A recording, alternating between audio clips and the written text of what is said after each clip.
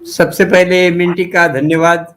और आज जननायक बिरसा मुंडा की जयंती के अवसर पर आप सभी को अ, मंगल कामनाएं, सदिच्छा। आपने जैसा पूछा मानवीय अधिकारों के बारे में भी, तो एक विश्व को चकित करने वाला व्यवहार इस भारत देश में देखने के लिए मिलता है। और वो चकित करने वाला व्यवहार ये है कि आदमी को आदमी ही नहीं समझा जाता, चाहे वो स्त्री हो या पुरुष हो। ये व्यवहार इस भारत में लादा गया।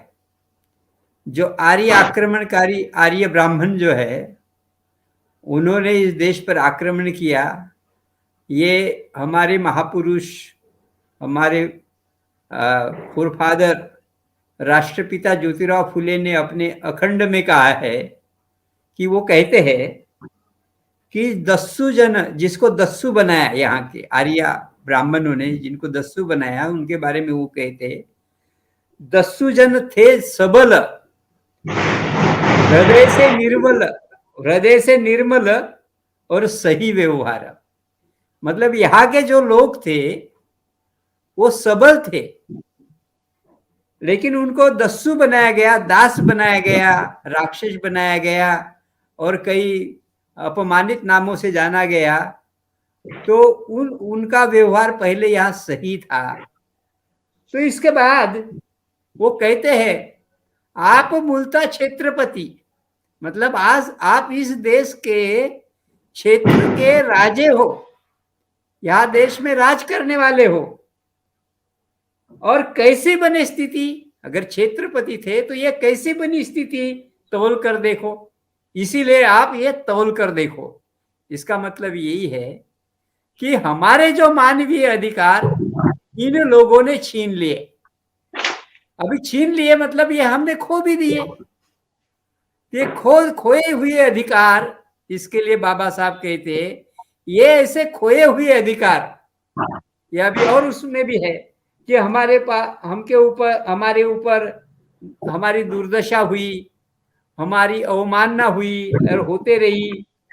पाखंड को हमको मानना पड़ा, पाखंड हमारे ऊपर लादा गया, हमारे ऊपर भूखमरी की समस्या आई, हमारे ऊपर अन्याय हुआ, हमारे ऊपर अत्याचार हुआ, हमारे साथ बड़ा विडंबना से व्यवहार हुआ। तो ये सारे हमने अधिकार एक खोने के कारण हुआ है। तो ये ऐसे खोए हुए अधिकार ये भीख मांगने से हमको मिलने वाले नहीं, क्योंकि जिन लोगों ने यह अधिकार हड़पा और उन लोगों के अंतरात्मा को हम अपील भी करेंगे तो भी वो प्राप्त नहीं किए जा सकते। लेकिन इसे अगर हमें प्राप्त करना है तो अथक परिश्रम से करना पड़ेगा, अथक संघर्ष करना पड़ेगा, तब कहीं हमें अधिकार प्राप्त हो सकेंगे। क्योंकि ये अधिकार ऐसे नहीं मिलने वाले हमें।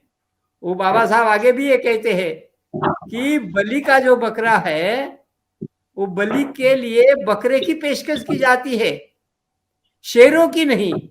इसीलिए हमें शेर बन के इस आंदोलन में उतरना पड़ेगा और संघर्ष करना पड़ेगा। और ये संघर्ष हमको विरासत में मिला है। हमारे महापुरुषों ने जो संघर्ष किया है, जो लड़ाई लड़ी है, वो हमें विरासत में मिली है। और वो अपने महापुरुषों की विरासत समझ के हम अगर वो लड़ाई आगे चलाते हैं, अर्थात ये हम कठिन परिश्रम करते हैं, कठिन संघर्ष करते हैं, तो ये अधिकार हम जरूर छीन लेंगे। हमारे जो अधिकार जिसने भी हड़पा है, उसको हम मजबूर करेंगे, वो अधिकार छोड़ने के लिए मजबूर भी होगा। और इसीलिए बाबा साहब अम्बेडकर ने भी संविधान में ये अधिकार वर्णित किए हैं। और संविधान लागू होने के बाद ये हमें अधिकार मिलना चाहिए था, जिस प्रकार से मिलना चाहिए था, बड़े सम्मान के साथ जो मिलना चाहिए था, जो मैडम ने कहा, स्वतंत्रता, समता, बंधुता और न्याय, ये जो अधिकार है, जो आर्टिकल 12 से लेके जो हम देखते 35 तक जो भी अधिकार है संविधान ने जो वर्णित है, वो अधिकार हमको लेके रहना ही पड़ेगा। और हमें इसके लिए जो हमारा अवसर पर है, जो हड़पने वाला है उसको हमें मजबूर करना ही पड़ेगा। इसीलिए हमें अपने महापुरुषों का आंदोलन और तेज करना पड़ेगा। जैसा आक्रमण हुआ, उन्होंने हमारे ऊपर गुलामी ला दी, हमें डिवाइड किया। मैंने ज्योतिराव फुले का आपको बताया वो कि हम यहाँ के कितने सबल लोग थे, हृदय से कितने निर्मल थे। ये ज्योतिराव फुले के इसमें साहित्य में बहुत कुछ लिखा हुआ है।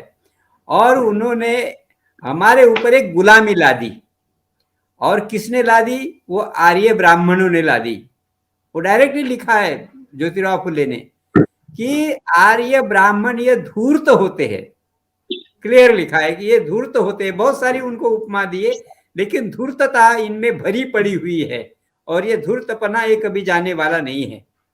तो ये धूर्तपन से उन्होंने हमारे 3 जो मानवीय अधिकार थे महत्व के, एक तो शिक्षा से वंचित किया, दूसरा धन से वंचित किया और तीसरा शस्त्र से वंचित किया।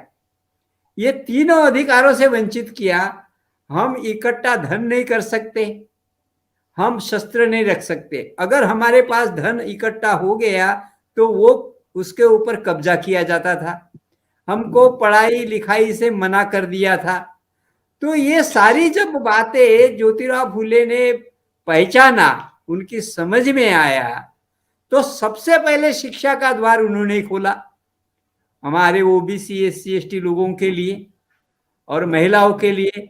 क्योंकि उनका ये कहना था कि शिक्षा से लोग तर्क कर सकेंगे, शिक्षा लेने से वो तर्क करना सीखेंगे, सवाल पूछेंगे कि ये कैसा हुआ, वो कैसा हुआ। अर्थात कि वो ये भी खोज करेंगे कि मैं इस पृथ्वी तला पर हूं, इस पृथ्वी पर मेरा जन्म हुआ है, तो ये कोई अननेचुरल नहीं है, इसका भी वो पता लगाएंगे। क्या मैं ब्रह्मा के मुख से हुआ या ब्रह्मा के पैर से हुआ, इसका भी वो पता लगाएंगे। तो वो पता लग गया कि हम अपने माता से जन्म लेते, हमारी माता हमको जन्म देती है, हमारे माँ बाप का समागम होता है, फिर गर्भधारण होता है, फिर हमारा जन्म होता है। ये वैज्ञानिक बातें ये लोगों को पता चल जाएगी। ये कब पता चलेगी? जब वो शिक्षा लेंगे। क्योंकि जो थोथांड जिसको कहते हैं, थोपी हुई बातें, थोती बातें उनको लोगों को बता दी कि भैया तुम्हारा जो जन्म हुआ है तुम्हारे माँ बाप से नहीं हुआ है, ये ईश्वर की कृपा से हुआ है, उनके नसीब में था, उसके कारण हुआ है। ये बातें लोगों के मन मस्तिष्क में बताई गई थी, ये झूठी बातें बताई गई थी और ये झूठी बातों को ही लोग सत्य समझ रहे थे। इसीलिए ज्योतिराव फुले को सत्य शोधक समाज का निर्माण करना पड़ा कि इस पूरे हमारे भारत देश में, भारत खंड में, कि हम देखते हैं तो सत्य का ही बोल वाला है, सत्य कहीं दिख ही नहीं रहा है। इसीलिए सत्य समझने के लिए उन्होंने स्कूल खोली, उन्होंने शिक्षा के दरवाजे खोले और बहुत सारे साहित्य का निर्माण किया कि वो लोग पढ़े और अपने मन मस्तिष्क में रखे वो और समझ जाए विज्ञानवादी दृष्टिकोण। जैसा मैडम ने बताया कि हमारा इवोल्यूशन हुआ, हमारा नाम, मानवों का नाम होमो सैपियन है, जूलॉजिकल नेम। तो ये बातें हमको अभी पता चली ना। ये अगर हम वो ब्राह्मणों के जो ढकोसले वाली जो बातें अगर हम अपने मन में रखते तो ये हम वही बातों को सही मानते। दूसरी बात ये है कि बाबा साहब आंबेडकर ने जो जैसा मानवीय अधिकार है, अगर हम हिंदू है तो हमें मंदिर में प्रवेश होना चाहिए, ये तर्क दिया है, तो हमें मंदिर में भी प्रवेश नहीं। हमको पानी पीने का अधिकार नहीं, जो 1823 में, जो 1923 में जो प्राप्त हुआ था अधिकार, जो महाड़ म्यूनिसिपल कमेटी का, कि ये सार्वजनिक तालाब खुले होंगे करके, उसके ऊपर इम्प्लीमेंटेशन नहीं हो रहा था। बाबा साहब आम्बेडकर ने 1927 में जब उसको इम्प्लीमेंटेशन किया कि ये हमारा अधिकार है, उसके लिए आंदोलन करना पड़ा। मतलब हमको मानवीय अधिकार भी हमको अगर लेना है तो हमें उसके लिए आंदोलन करना पड़ रहा है। ये कौन सी बात है ये? और तो इसीलिए ये जो हमारे ऊपर जो गुलामी थोपी हुई है, तो ये गुलामी को समाप्त करने के लिए हमको ही पहल करनी पड़ेगी। बाबा साहब अम्बेडकर कहते हैं कि अपने आपको, अपनी गुलामी को स्वयं ही समाप्त करना होगा। इसके उन्मूलन के लिए किसी ईश्वर, कोई ईश्वर आएगा या किसी कोई सुपरमैन आएगा और उसके ऊपर हम निर्भर रहेंगे, वो दूर करेगा, इसके ऊपर भरोसा ना करो। याद रखना कि हम लोग बहुसंख्यांक है, बहुमत में है, बहुत है, लेकिन यह पर्याप्त नहीं है। क्यों? कि हमें सफलता पाने के लिए, इसे बनाए रखने के लिए हमेशा हमेशा के लिए हमें सतर्क रहना पड़ेगा, संगठित रहना पड़ेगा, मजबूत रहना पड़ेगा और अपने आत्मसम्मान के लिए बनाए रखना पड़ेगा। और हमें अपनी मंजिल को लिए अपना खुद का रास्ता तय करके उसको हासिल करना पड़ेगा। ये बाबा साहब अम्बेडकर कहते हैं। इसीलिए बुद्ध ने भी कहा, दीपक, हम अपना खुद का ही दीपक बने, हम खुद प्रयास करें, लेकिन इसके लिए हमें अपने महापुरुषों की जो विचारधारा है, जिसको हम फुले अम्बेडकर विचारधारा कहते हैं, उस विचारधारा के आधार पर हमें ये आंदोलन को मजबूत करना पड़ेगा और हमें अथक परिश्रम करना पड़ेगा। क्योंकि बाबा साहब अम्बेडकर आगे भी कहते कि आपने मेरा कौन सा आदर्श लेना चाहिए। तो बाबा साहब कहते हैं कि मेरा जीवन ही तुम्हारे लिए आदर्श है। कि जो बाबा साहब अम्बेडकर जो जीना जिए हैं, वो जीवन, उनका जीवन ही हमारे लिए, हमें इस देश के मूल निवासियों के लिए उनका जीवन ही, उनका जीना ही हमारे लिए आदर्श है। और उसको आदर्श मानते हुए हमें अपना आंदोलन आगे बढ़ाना चाहिए। जैसा आपने कहा, संविधान में बहुत सारे है, जो equality before the law, 17 article 17 untouchability खत्म कर दिया उन्होंने एक ही झटके में। जो मनुष्य को एक अछूतपन का व्यवहार जो उनसे साथ हो रहा था, कि inhuman, this is a inhuman behaviour, inhuman act, कि हमारे साथ अमानवीय का व्यवहार होता था। ये ऐसे, जैसा हमें अधिकार, शिक्षा लेने का अधिकार मिला संविधान के द्वारा, हमें न्याय मांगने का अधिकार मिला, हम स्वतंत्रता से जी सके इसका अधिकार मिला, हमें बोलने का अधिकार मिला, हमें अपने रहन सहन का अधिकार मिला, हमें न्याय मांगने का अधिकार मिला, और हम इस भारत देश में आत्मसम्मान के साथ जिए, इसका भी हमें अधिकार है। तो ये सारे अधिकार संविधान के कारण हमें प्राप्त हुए हैं। ये बात अलग है कि वो संविधान का अमल जो राज्य करती जो जमात है, जो अफसर पर जिसको हम कहते हैं, जो हमलेवार है, जो जिसने हमारे अधिकार हड़पा हुआ है, वही उसमें बैठा हुआ है, तो वो हमारे अधिकार छोड़ नहीं रहा है। इसके लिए हमें अथक प्रयत्न करना पड़ेगा और ये कोशिश। हाँ, जैसा बाबा साहब के कोटेशन में लिखा हुआ है कि पेशकश बलि के लिए बकरों की जाती है, शेरों की नहीं। यही है, बलि के लिए बकरों की पेशकश की जाती है, न कि शेरों की। तो हमें शेर बनना पड़ेगा। हम कब शेर बनेंगे? विद्या हासिल करेंगे तब। क्योंकि वो कहते हैं ना, बाबा साहब ने कहा है कि शिक्षा ये शेरनी का दूध है, और ये जो कोई पिएगा वो गुर्राएगा। गुर्राएगा किसके ऊपर गुर्राएगा? ये सामाजिक जो व्यवस्था, जो लादी हुई सामाजिक व्यवस्था है, जो अन्यायकारी है, शोषणकारी है, इसके अगेंस्ट में वो गुर्राएगा। तो ये शेर बन जाएगा। तो ये शेर ने क्या करना चाहिए? इसने आंदोलन करना चाहिए, इसने एक संघर्ष करना चाहिए, जो अथक संघर्ष है। तो हम देखते हैं कि जैसा मैंने पहले कहा कि हमें विरासत में ये आंदोलन मिला हुआ है। जैसा हम देखते हैं ज्योतिराव फुले का आंदोलन, जो 1827 से लेकर 1890 तक उन्होंने जो आंदोलन चलाया, जो जिए वो, तो अपने जीवन में उन्होंने एक पूरा आंदोलन चलाया। उसके बाद 91 से हम देखते हैं बाबा साहब का जन्म हुआ है, और इस बीच में हम देखते हैं 1919 में जो नारायण गुरु का आंदोलन चला, ये भी आंदोलन चला, मानव one man one guard one community, ये आंदोलन चला है। उन्होंने भी, लोगों को एक आत्मसम्मान मिला है। वो उनका आंदोलन सफल रहा। वो फिर उसके बाद देखते हैं पेरियार रामस्वामी का आंदोलन तमिलनाडु में चला हुआ है, वो भी आत्मसम्मान का था। लोगों में एक अवेयरनेस लाने का, जागृति लाने का, वो समझदार बनाने का एक आंदोलन था। और आदि आदि आंध्रा में, आंध्र प्रदेश में भी आदि आंध्रा मूवमेंट चला, वीर शैव आंदोलन चला, गुरु घासीदास का आंदोलन चला, रामनामी सतनामी आंदोलन चला है, फिर मंगल सिंह जाटव का आंदोलन चला है, जाटव मूवमेंट करके चला है, कुरिल आंदोलन चला है, तेली तंबोलियो का आंदोलन चला है, चौरसिया साहब ने, शिवदयाल चौरसिया साहब ने चलाया है। फिर आदि हिंदू आंदोलन चला है, अच्युतानंद ने पहाड़ी क्षेत्रों में आंदोलन चलाया है। और फिर ये बिरसा मुंडा का, जिनकी आज जयंती है, उन्होंने झारखंड में बड़ा प्रभावी एक आंदोलन लगा है, जो मैडम ने कहा, वो आंदोलन जो दीकू लोगों के खिलाफ, सेठ साहूकार लोगों के खिलाफ, जैसा ज्योतिराव फुले का सेठ जी भटजी विरुद्ध अतिशूद्रों का जो आंदोलन था, वो आंदोलन चला। नमो शूद्र आंदोलन चला, वेस्ट बंगाल में जाते हैं तो आदि शूद्र आंदोलन चला है, आदि धर्मी आंदोलन चला पंजाब में, और फिर बाबा साहब का आंदोलन भी चला है। तो ये सारे आंदोलन के कारण हमें, मैं इसीलिए कह रहा कि हमें विरासत में आंदोलन मिला।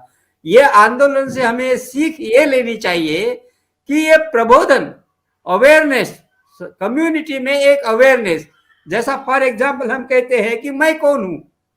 अगर एक शिक्षित व्यक्ति अगर सोचता है कि मैं कौन हूं इस देश में, तो उसको पता चलेगा, वो तर्क करेगा, पूछेगा अपने को, मैं कौन हूं, क्या मैं ब्राह्मण हूं, क्योंकि जो श्रेष्ठ कहा जाता है समाज व्यवस्था में, श्रेष्ठ कहा जाए, क्या क्षत्रिय हूं, वो सोचेगा, क्या मैं वैश्य हूं, सोचेगा। फिर बचा कौन, शूद्र और अतिशूद्र बचा है, जिसको कॉन्स्टिट्यूशनल डेफिनेशन में हम कहते हैं ओबीसी, शेड्यूल कास्ट और शेड्यूल ट्राइब और माइनॉरिटीज के लोग हम कहते हैं, ये लोग बचे हुए। तो इनको पता चलेगा कि हम ही सबसे निम्न लोग हैं इस व्यवस्था में। तो इस व्यवस्था को उखाड़ कर अगर फेंकना है, ये असमानता के ऊपर आधारित जो व्यवस्था है, जिसको ब्राह्मणिज्म कहते हैं, ब्राह्मणिज्म मतलब असमानता, जहां वहां जो असमानता दिखती है वही ब्राह्मणिज्म है। इस असमानता के खिलाफ अगर हम आंदोलन चलाते हैं तो सामाजिक परिवर्तन का आंदोलन चलेगा, सामाजिक समता का आंदोलन चलेगा। और वो आंदोलन बहुत कठिन आंदोलन है, वो इतना इजी आंदोलन है, ये बड़ा आसान नहीं है, वो बड़ा कठिन और दुष्कर कार्य है। निश्चित रूप से इस आंदोलन को हमें अगर आगे चलाना है तो हमें समाज में एक प्रबोधन करना पड़ेगा, जन जागृति करना पड़ेगा, और बिना जन जागृति से नहीं कहते ये आगे नहीं बढ़ने वाला। टुकड़ोजी महाराज ने कहा है कि ये आंदोलन जो भी है, बुद्ध करी राज जगावर, और सबसे प्रभावी साधन कौन सा है, तो प्रबोधन। तो प्रबोधन, ये प्रचार प्रसार का जो आंदोलन है, ये प्रचार प्रसार का आंदोलन ये चलाना ही पड़ेगा। जैसे बिरसा मुंडा साहब ने, वो कौन सेठ साहूकार कैसा अन्याय अत्याचार करते हैं, ये बताया, लोगों को समझा के दिया। इसीलिए फिर उन्होंने कहा, अबुआ देश अबुआ राज, हमारा ही देश है, हम ही राज करेंगे, ये दूसरे कौन राज करेंगे, विदेशी क्यों हमारे ऊपर राज करेंगे। अभी हम देखते हैं कि जो सत्ताधारी वर्ग है, वो शोषण करने वाला वर्ग है, वो हमें न्याय नहीं देता है।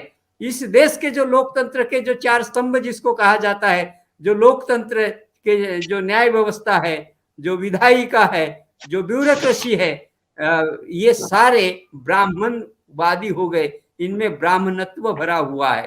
फॉर एग्जाम्पल, जैसा मैंने कहा, मैं कहूंगा कि अगर किसी का मर्डर हो जाता है तो मर्डर होने के बाद उसका एफआईआर हो जाता है और तुरंत पुलिस यंत्रणा उसके लिए कार्य करती है, कार्य व्यवस्था ये अपने काम पर लग जाती है। लेकिन हमको जो हमारे अधिकार है, जैसा फॉर एग्जाम्पल अभी शिक्षा का अधिकार है, ये शिक्षा को तहस नहस किया जा रहा है।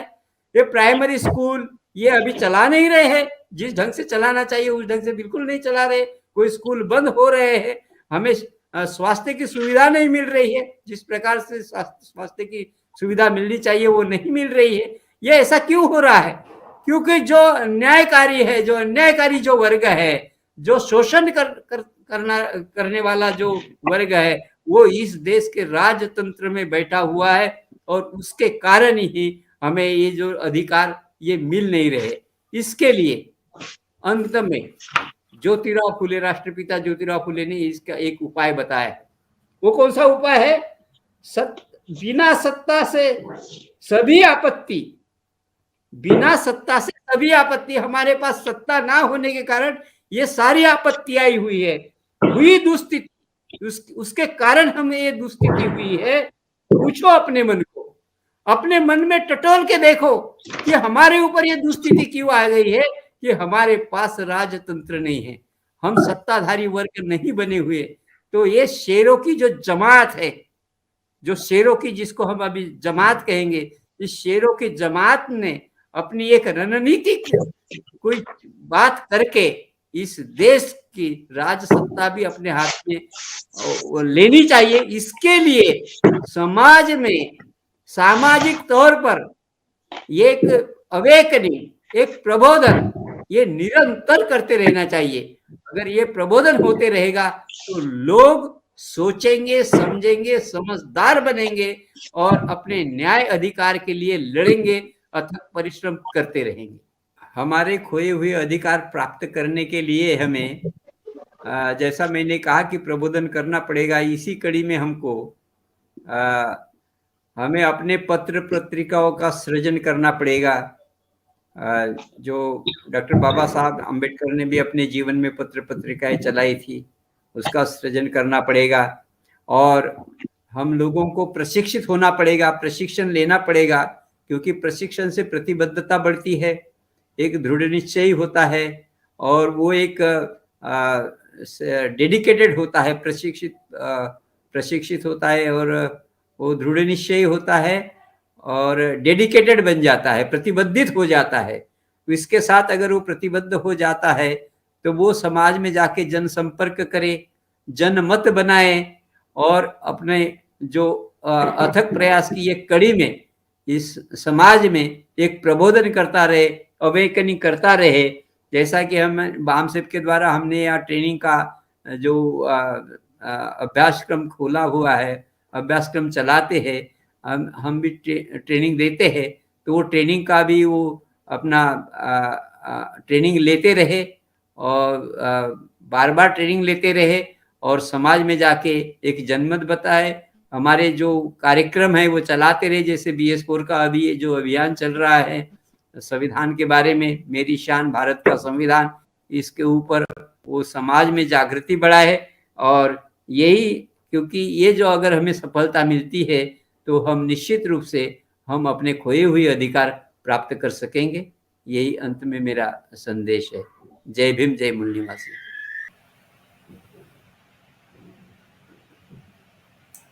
MNT न्यूज नेटवर्क को सब्सक्राइब करें, लाइक और फॉलो करना ना भूलें। साथ ही बेल आइकॉन दबाकर जन जागृति की मुहिम में जुड़े रहें।